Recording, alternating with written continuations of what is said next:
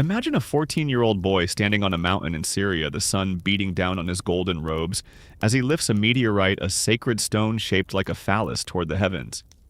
He claims it is the living embodiment of the god Elagabalus. Within a year, this boy will rule the Roman Empire, and within 4 he will be butchered in a latrine, his body dragged through the streets. This is no ordinary emperor. This is Elagabalus, priest, emperor, seducer, and destroyer. A black stone rose against the sun, veined and smooth like a fossilized flame. A boy held it up, draped in robes the color of blood and saffron. His face was painted like a god's cheeks, flushed eyes darkened with coal. Around him the mountains of Syria shimmered with heat as drums beat a rhythm older than Rome itself. He was only 14, but he was already a high priest. The stone he lifted was not a symbol.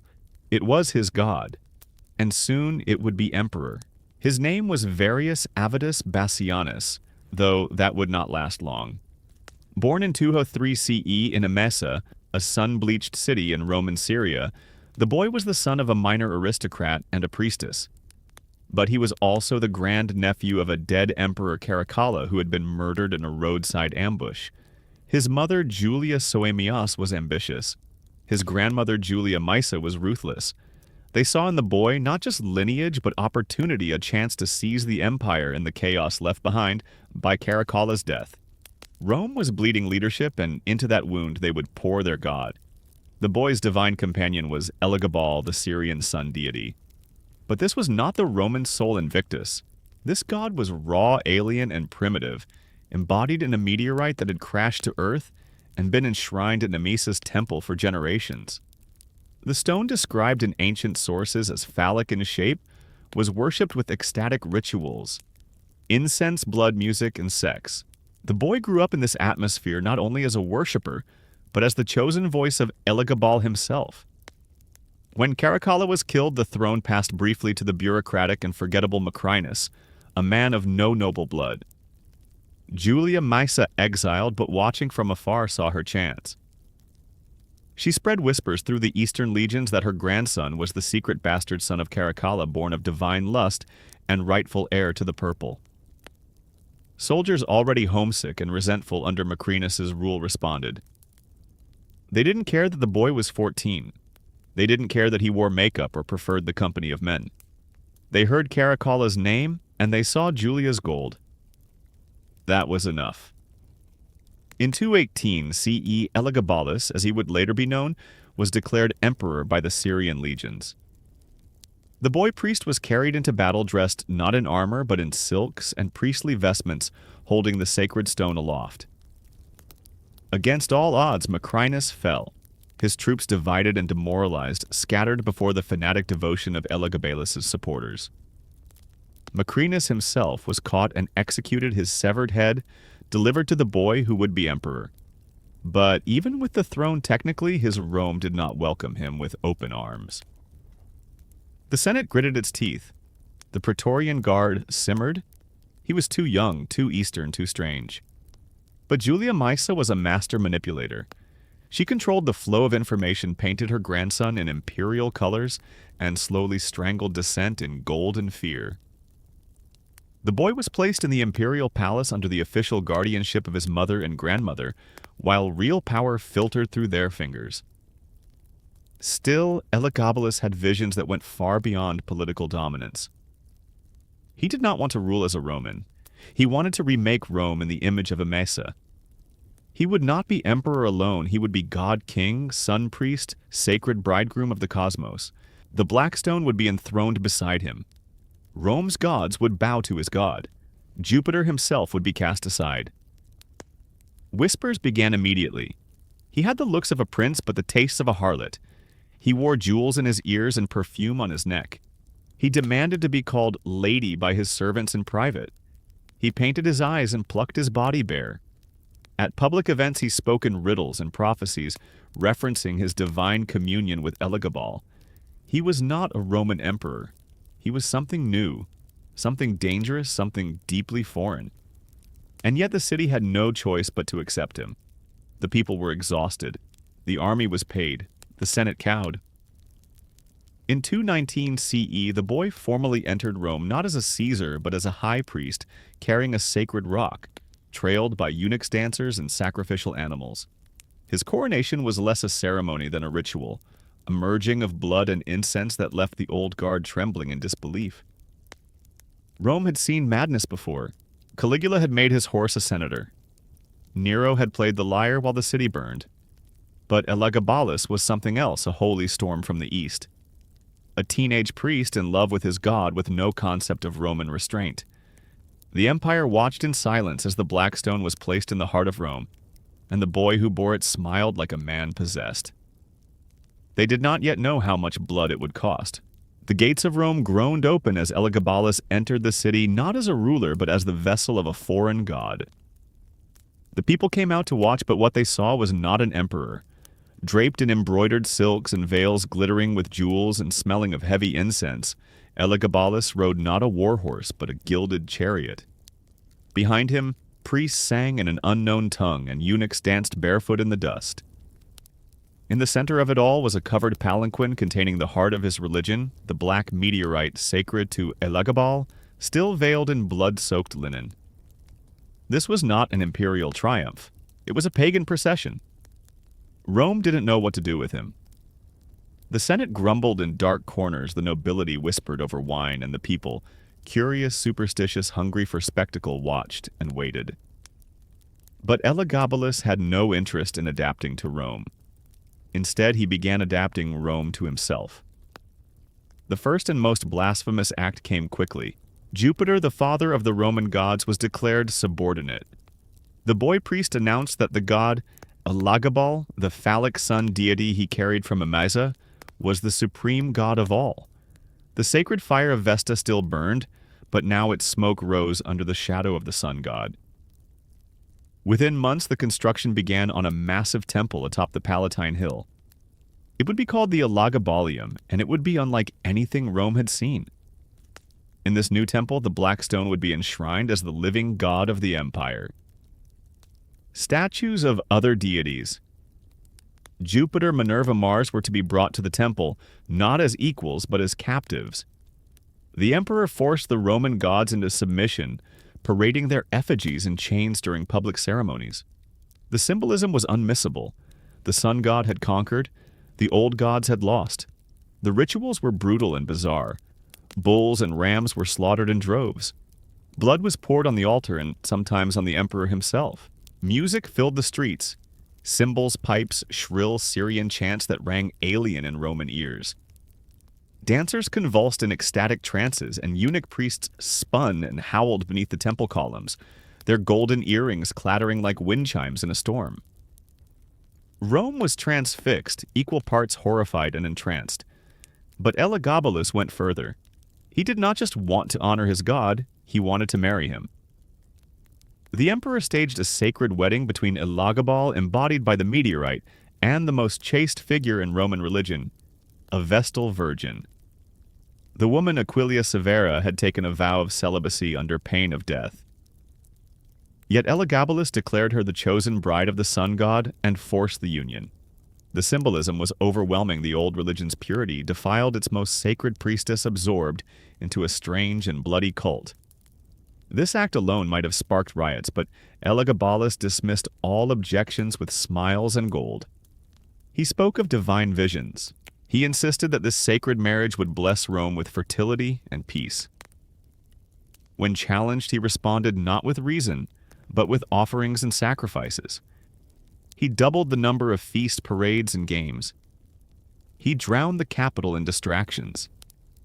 The imperial court began to change. Gone were the sober Roman robes and laurel crowns.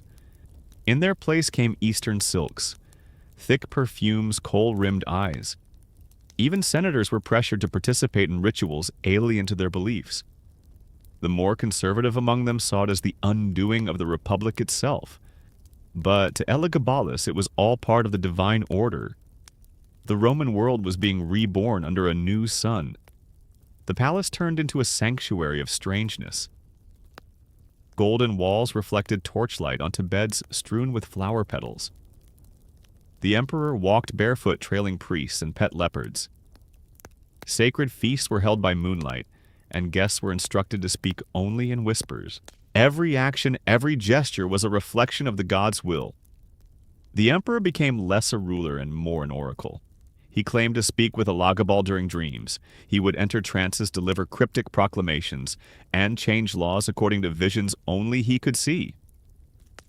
To many Romans, this wasn't divinity, it was madness. But madness can be mesmerizing, and Elagabalus knew how to perform. He staged elaborate ceremonies in which he would dance in female robes covered in gold dust, offering himself to the divine as both priest and bride. The lines between theater worship and reality blurred completely. Rome, the beating heart of empire, conqueror of nations, civilizer of barbarians, now knelt beneath a god it didn't understand. Behind the veils of incense and pageantry, however, something darker pulsed. There were rumors, always rumors, of sacrifices beyond animals, of rituals performed in secret chambers beneath the Elagabalus, of children's cries swallowed by the beating of drums, of blood that soaked too deeply into the temple floor. Rome had seen excess, it had seen corruption.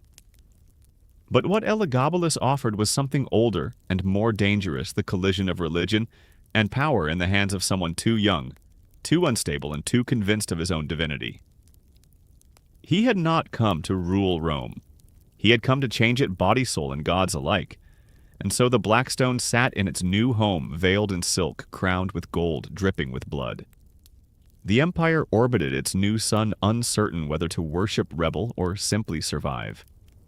The boy emperor had brought his god to the heart of the world, and the world was beginning to bend beneath its heat.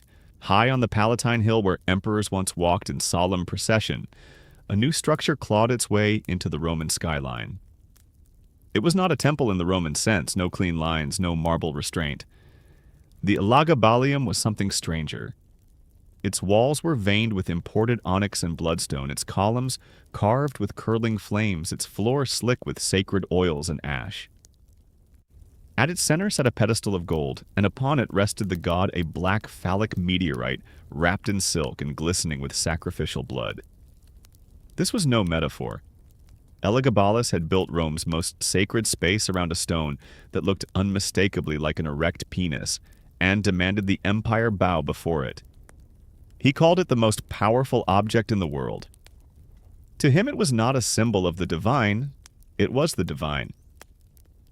The stone had fallen from the heavens, carried the essence of Elagabalus, and chosen him as its high priest. Every ceremony, every law, every drop of blood spilled on Roman soil was now subject to the will of this sacred phallus. Its shape was not hidden or explained away. On the contrary, it was celebrated. Worshippers circled it in dances of fertility, anointed it with oils and spices, kissed its surface with trembling lips. The emperor became inseparable from the object. He referred to himself as the bride of the sun, not metaphorically but in liturgical terms. He had become the consort of the god bound to its cosmic sexuality. Every day he performed rituals before the stone, sometimes in private, sometimes in full view of the city. These rituals involved bloodletting fire, ecstatic chanting, and often his own body. He wore women's clothing, painted his face, and moved through the temple in choreographed ecstasy. His court whispered that he believed he was pregnant, impregnated by the sacred stone during one of his divine trances. The old Roman gods, once honored in solemn rites, were made to play supporting roles. Their statues were relocated to the Elagabalus, and displayed like trophies, their glory diminished beneath the gaze of the dark sun god. Jupiter, once king of Olympus, now stood in the corner like a forgotten senator at a child's coronation. The emperor ordered offerings to be redirected. Temples once devoted to Roman virtues were stripped of their wealth and their rites, all to honor the obsidian phallus in the sky temple above. Elagabalus's worship bled into public life. The festivals he instituted were violent parodies of traditional Roman rites. On the summer solstice, he ordered a procession in which the black stone was taken through the streets of Rome on a golden chariot pulled by white horses, surrounded by eunuchs and naked youths smeared with saffron. The emperor walked backward before it, singing hymns in Aramaic and throwing fistfuls of rose petals at the crowd. People were required under threat of punishment to cheer and throw garlands. Those who did not were marked as traitors. Inside the temple, the ceremonies grew darker.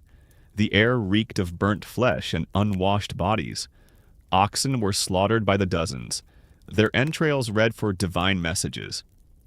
Rumors spread of castration rituals, men offering up their genitals to the god in imitation of the emperor's own ambiguous sexual identity. The screams were said to echo through the palace halls at night, accompanied by flute music and manic laughter. The temple became a magnet for Rome's outsiders, eunuchs, mystics, dancers, prostitutes, and those who had long been cast aside by the rigid morality of the empire. Elagabalus welcomed them with open arms and flowing robes. He created a new priesthood not Roman, not even entirely human in the eyes of the Senate, populated by the marginalized and the damned. They did not speak Latin. They did not follow Roman law. They served only the god and the god's chosen vessel. To the emperor, this was liberation. To the Senate, it was a nightmare. The rituals were not just heretical, they were corrosive. They eroded the boundary between Rome and the East, between order and chaos. Worse still, they mocked the very foundation of Roman power, the notion that divinity was married to discipline. Elagabalus had torn that bond apart and replaced it with a throbbing black idol, drenched in blood and incense. Even within the palace, fear took root. Servants who questioned the rituals disappeared.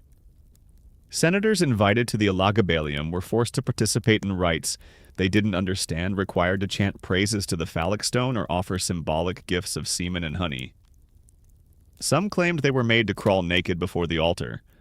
Others swore they saw children brought in and never come out. But no one dared stop him. The Praetorian Guard had been bought with gold. The people, though restless, were pacified with spectacles, and the emperor, though erratic, still held the mandate of divine fire, or so he claimed. He was no longer a man, he was the voice of the god, the bride of the cosmos, the ruler of the sacred phallus that watched silently from its pedestal, unmoving and all-seeing. Night after night, fires burned on the hill. Music poured into the streets like smoke. And somewhere beneath it all, Rome's soul began to rot, not from disease or war, but from something stranger, something ancient. The worship of a god with no face, only a shape. A god that demanded not just sacrifice, but surrender.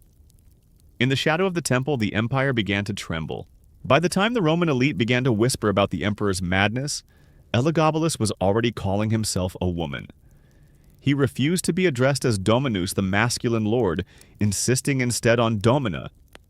In public, he wore golden gowns and sheer silk veils that fluttered in the Mediterranean wind. His cheeks were painted with vermilion, his eyes shadowed in black coal, his lips stained with crushed berries. He glittered under the sun like a god carved from wine and bronze. The empire had given him a crown, he fashioned it into a bridal tiara. His body, they said, became a stage for transformation. He shaved every inch of himself. He perfumed his skin until the very air around him shimmered. He walked like a priestess and spoke like a temptress. In the imperial court, he would glide from one chamber to another trailing lace and laughter, surrounded by eunuchs in gowns and boys dressed as maidens. No one knew which rituals were for the gods and which were for his own pleasure. No one dared ask. What shook Rome more than anything was not his dress or his manner, but his declarations. Elagabalus insisted he was not a man. He claimed he had been chosen by the gods to embody a divine feminine, a sacred inversion, a living contradiction. He wasn't pretending. He was transforming. He married a man and then another and another. His favorite was Heracles, a tall, muscular charioteer from Caria. Heracles was his husband, his master, his protector. Elagabalus called himself the wife, and not in jest. He begged to be referred to as the empress. In the privacy of the palace, he addressed Heracles as my lord. He spoke of bearing children. He told physicians that he could feel the seed of the sun god growing within him. He believed he was pregnant with divinity. Then came the surgeon. The emperor began offering vast fortunes to any physician in the empire who could perform a miracle to carve a womb into his body. The request horrified even Rome's most unflinching doctors. It was whispered that one tried that a surgery took place in the hidden chambers beneath the Elagabalus, surrounded by incense and chants. Whether it happened or not, no one could say for certain, but the emperor began to move differently after that, slower, more delicately, as if carrying something no one else could see. The imperial palace transformed into a theater of gender and power. Elagabalus held auditions for lovers walking naked through lines of men, examining their bodies, testing their obedience. He constructed a public brothel within the palace walls and acted as both madam and whore, taking on clients, watching them, choosing them. He was not ashamed. He was ecstatic. He believed the gods desired him, that his body offered to the world was a sacred ritual. He ordered statues of himself sculpted with breasts. He prayed aloud to be transformed fully into a woman. In one famous ritual, he stood atop the temple steps, clad in a bridal gown, arms outstretched, and declared, "I am both and I am neither. I am what the sun has made me." Below, the people watched in frozen silence as incense rose into the red Roman sky. To conservative Rome, it was unbearable. Not because he was queer, but because he was unrepentantly so. The Roman world had long tolerated same-sex desire in private, but Elagabalus made it sacred, political, and public. He didn't break the rules, he denied they ever existed. And because he was emperor, no one could stop him. The laws bent. The customs shattered. The empire for a moment bowed to a crowned empress with no name but the one she had given herself. But the cost of this freedom was steep. The Senate grew colder, the generals more distant. Even his grandmother Julia Maesa, the architect of his rise, began to see his downfall approaching, like a storm on the horizon.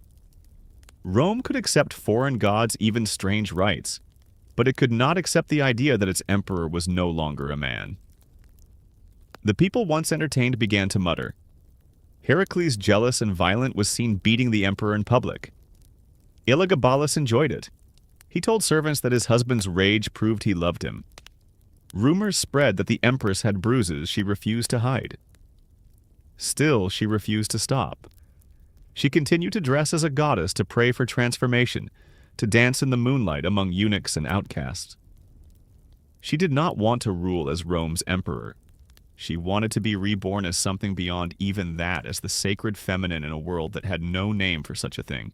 And so high above the city in the great temple of the black stone, Elagabalus knelt before her god, arms outstretched, draped in crimson silk, her voice rising like smoke.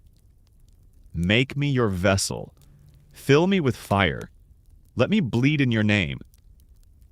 Below, the empire trembled. The emperor's knights were painted in gold, but they smelled of blood. In the marble halls of the Palatine, Elagabalus hosted feasts that defied understanding. Guests were summoned under the pretense of honor and entertainment. Senators, generals, poets, all were beckoned with promises of imperial favor. They arrived dressed in togas, their faces composed with practiced smiles. They would leave broken, bewildered, or never leave at all.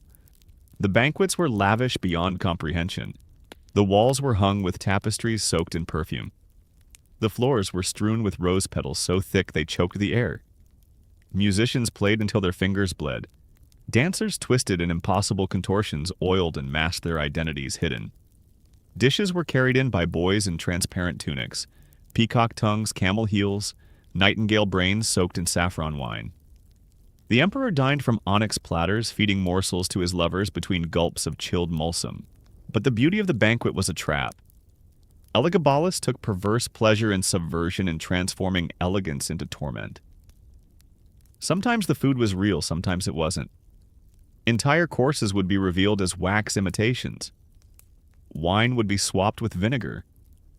Once he served air-filled bladders shaped like food, which burst upon touch, covering diners in foul-smelling oils.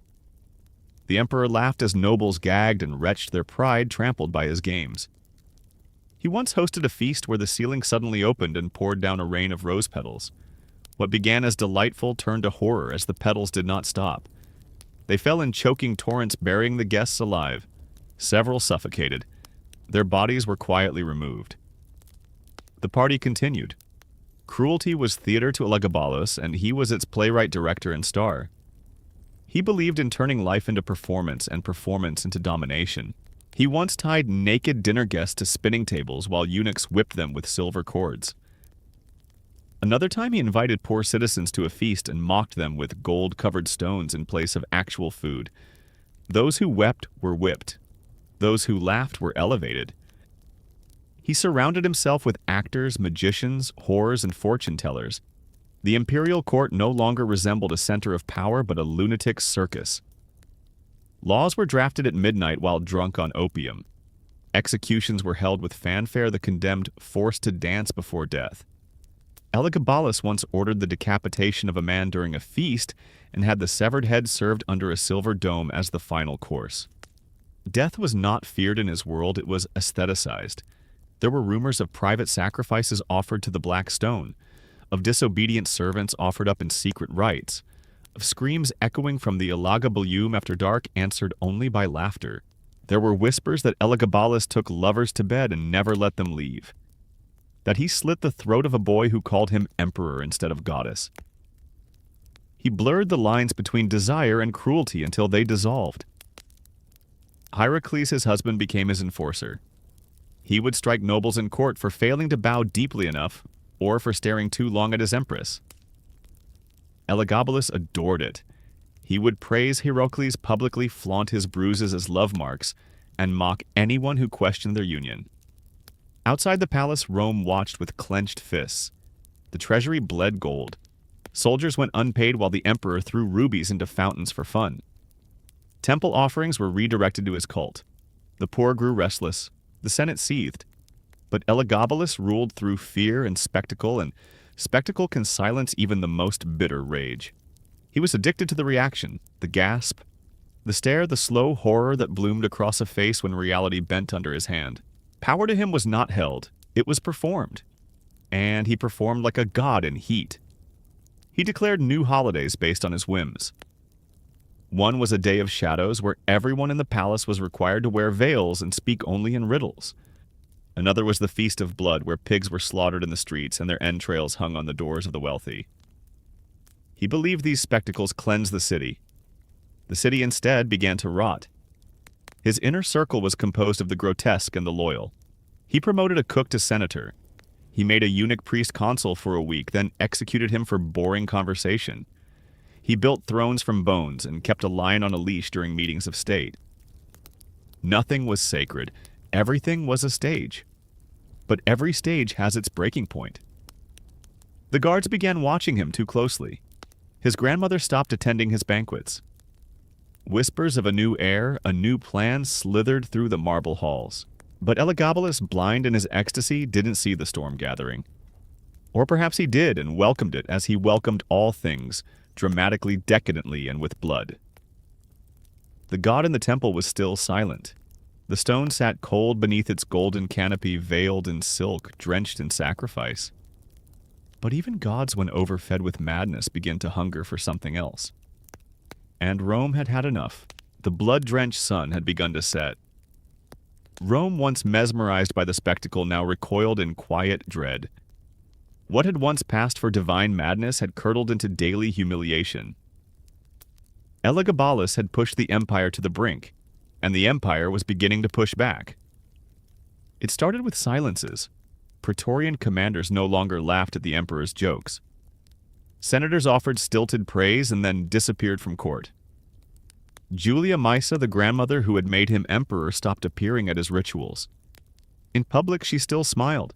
In private, she plotted. She had raised Elagabalus to power. She had whispered in the ears of generals, bribed the legions, spilled blood to seat him on the throne. But now she watched as the boy priest dismantled the empire for the pleasure of his god. She had not fought her way into Rome's inner circle only to lose it all to perfume and phallus worship. The people muttered. The markets echoed with cruel songs. Queen of whores, they called him. High priestess of the sewer. They spat as his golden chariot passed. His husband Hierocles, once his brutal shield had fallen out of favor, and his replacement, a blonde dancer named Aurelius Zodicus, fared no better. Zodicus was paraded through the streets in makeup and jewels, hailed by the emperor as my man-wife. The city turned its back. But Elagabalus didn't care, or pretended not to. He doubled down on his rituals. He anointed new eunuch priests. He married again another Vestal virgin, another sacred insult to Rome. He renamed months after himself. He ordered more sacrifices. He danced harder, he prayed louder. He poured more blood on the stone. And still the god said nothing. Julia Maesa had seen enough. She began to elevate another boy, a cousin of Elagabalus, younger and more manageable. His name was Severus Alexander, 12 years old, soft-spoken Roman in manner. The opposite of Elagabalus in every way, Maesa whispered to the Praetorians this boy could be emperor. He wouldn't wear dresses. He wouldn't bankrupt the empire.